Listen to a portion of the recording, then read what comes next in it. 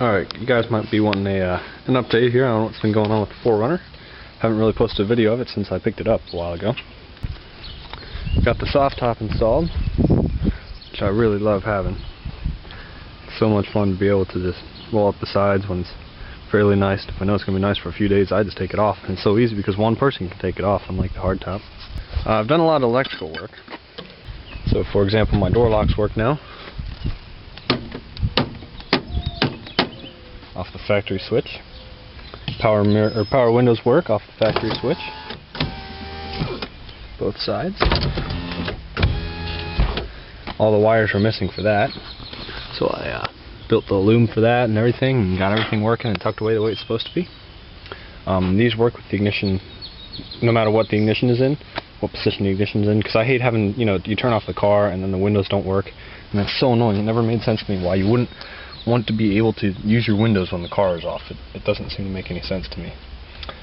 Finally got it inspected, because I was driving around for 2 months without the inspection sticker, which isn't legal. I've been working on getting various lights working, like my dome light works, but I still don't have the cover for it. The light inside the glove box. I'm still missing the boot around the shifter. Still got the same cold air intake, but I did paint it black because I didn't like the way it looked silver.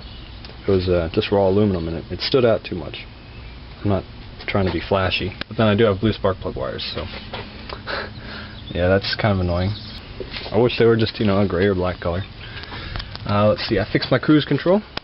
I went to a junkyard, got the cruise control module. That was what was missing. Plugged it in and it worked. I got a new throttle cable because my old one was binding up a little bit. New stud and nut there on the exhaust manifold because it was missing. I got a new battery and new connectors I put on there. Needed them. The guy had this wire the main wire that goes into the main fuse box was really nasty piece of work. It was had like really gross soldered on ends, and it was just bad. It was I'm surprised it didn't break or melt. And I also got this other wire going to my auxiliary fuse box. Now nothing's in there now, or only one thing's in there now, and that's for the power windows. But if I put anything else in that needs its own fuse box, then that's what I'll do. I'll plug it in there. This is a rebuilt motor in it. It's got about 20,000 miles. And the body of this 4Runner is 319,000 miles on it. And at 319,000 miles on the left side, there's no rust on the wheel wells, no bubbles or anything. I am looking for the little plastic pieces of trim that go there. I don't know what they're called. And on the right side of the vehicle, we do have some bubbles starting to show up. You can see it sort of there, and a little bubble there, and along here. It's already gone through there, and it's already gone through there. Now I've 415'd this on the inside of this fender well, and I hope it stops it, but it's probably not gonna.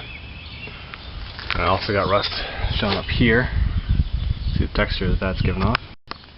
And I have rust just starting on here on the insides of the A-pillar. And I've already sealed the windshield. I know it's not coming from the windshield. I took the chrome trim off here, made sure there's no leaks. I'm pretty sure that it's from in here. If you look closely, you can see the sealant is cracked. So I'm going to try to put Pour 15 into there, see if I can seal that off. Because I really do not want to deal with my A-pillars rusting out.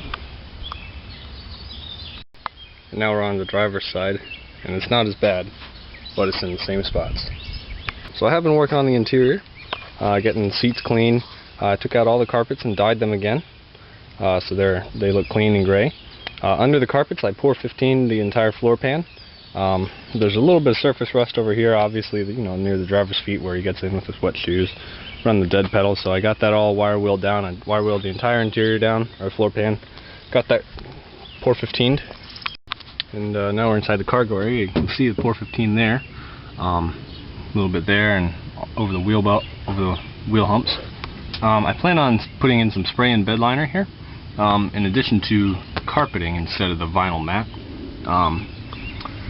But we'll see.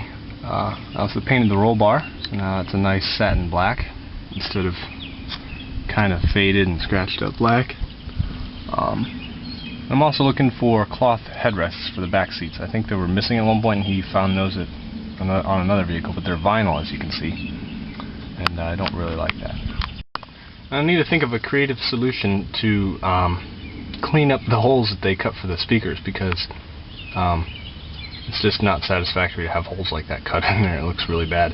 I did make metal brackets to hold the speakers. He had them made out of plywood, and they hold it more securely and they don't rattle as much.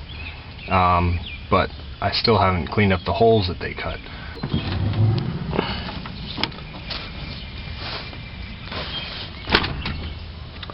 So there's that. Rally Edition. 4-wheel drive 4Runner. Now I showed you all the rust on the body. We'll take a look underneath of it, and I'll show you that underneath of it is pretty remarkable too for something of this age. You can see a little bit of surface rust there. That's probably the worst of it. On the other side, it's even cleaner. You can see that there on the driver's side, and the passenger side is pretty much the same. I do plan on taking this all and pour 15 in the whole frame, just to make sure that everything's good. It's just oh man, sorry the video's upside down and sideways in every other frame, but you know, it's just a matter of doing it because it is quite a bit of work to do that. I also got new tie rod ends and ball joints. Put those on, all with grease fittings. That's nice. Got a lifetime alignment from Firestone, and I got a front valance from a junkyard and painted it because it was off of a baby blue 4Runner. The color I got is pretty good, but it is lighter. I don't know how well it shows up on camera, but I'm happier having it that color than not having it at all. And a couple years down the road, I do plan on getting the whole thing repainted and all the dents and rust fixed and having it actually look nice.